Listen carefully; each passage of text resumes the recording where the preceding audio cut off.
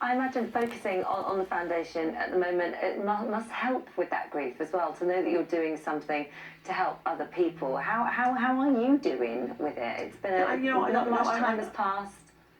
I'm doing really well. The thing that keeps me at peace is I know that he's with his mother. He loved her dearly. And I know that, his mother's birthday was on the 24th of December.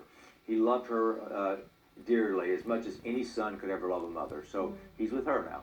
Yeah. And when was the last time you spoke to him? What was that conversation? I spoke to him maybe a month and a half before. We talked about the philanthropy of the foundation. We talked about one of the things that he was very proud of is we were able to place our most important piece of artwork in the Tom Ford movie called Nocturnal Animals. And he actually went and saw this movie and waited through to the very end to see the credits that the Goss Michael Foundation got a credit.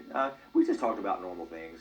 And then normally I spoke with George when he was in a good place, and he liked to talk about just normal things. One of his first things he'd always say to me is, "Darling, how is your recovery?" And I would always explain to him that I've done very, very good, but anytime you mess up, just get back on the horse and keep going. And what's your memory that you will cherish forever of him? Oh, I don't know. There's so many. Makes me sad to think about it. Yeah, no, I'm sure. You're lucky you have so many, I guess. That's the thing that you can... Yeah, I mean, he wrote, 4 or 5 songs about me. I just enjoyed, being in his life. Yeah. Kenny, do you think, and I've got to ask this, do you think if you had remained in his life with that protective barrier that you were able to put round him, do you think you would have prolonged his life? A psychiatrist told me once that, so I said, "What should I do, Dr. Cooper?" And he said, "Kenny," he said, "please don't leave," or something else. He said, "I think you're the only reason he lives." I don't know. Maybe we both would have been dead. Who the hell knows?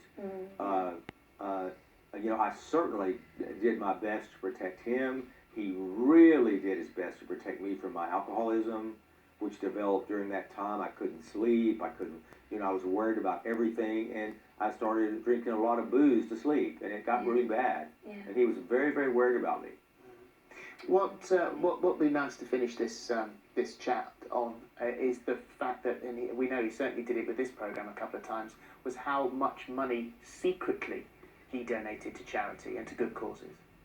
Oh, yeah, that's why, one of the reasons that I had this foundation is he once, when we were together very early on in Morocco, gave me a hardcore lecture about being a lucky bastard, and I should give everything I could do to give back to the public. Okay. And I really do. And George, money did not mean a lot to him. And he believed in helping people. Yeah, you reckon at least over £10 million that he secretly... Oh, easily. That's an underestimate. It's an underestimate. It really is. He was a very generous guy. Thank you, Kenny. Thank you very much indeed. It's nice to talk to you. Yeah, lots of love to you as well. And there's been some people that have been pretty hard on me for doing these interviews. I hope they remember that they're for charity, and I'm really not saying anything that the public didn't already know. Sure. George was a very, very honest guy when he did interviews. So it's important that they remember that. And thank you guys so much for having me on. I really appreciate your help and your generosity. It will go to a good cause. Thank you. Thank you, Kenny, for joining us. Thank you very much. And sorry again if any of the language used in that you might have been offended by. Sorry about that. Right. Still to come, Prince William's in the house.